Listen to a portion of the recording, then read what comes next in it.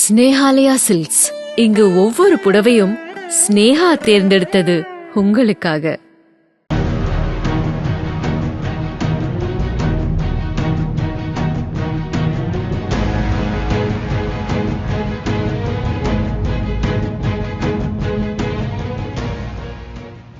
புயல், மழை போன்ற இயற்கை சீற்றங்களின் போது மின்சார வயர்கள் அறுந்து கீழே விழுந்து ஏற்படும் உயிரிழப்புகளை தடுப்பதற்காக தமிழகம் முழுவதும் பூமிக்கடியில் இருந்து வீடுகளுக்கு மின் இணைப்புகள் கொடுக்கப்பட்டு வருகின்றன.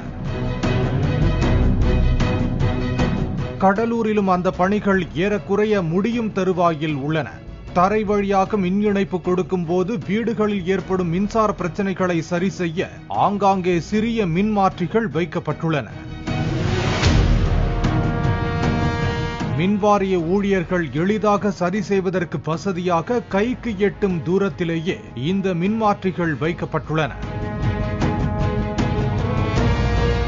இந்த மின்மாற்றியில் உள்ள பியூஸ் கேரியர்களில் காப்பர் வயர்கள் பொருத்தப்பட்டிருக்கும்.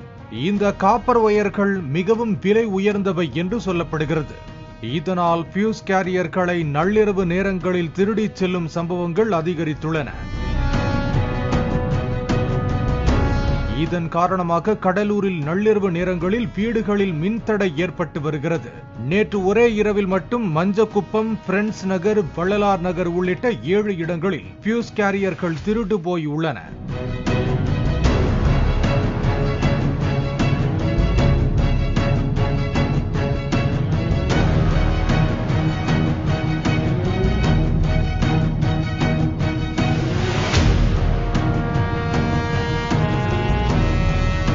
இது குறித்த சிசிடிவி காட்சிகளும் தற்போது வெளியாகி உள்ளன.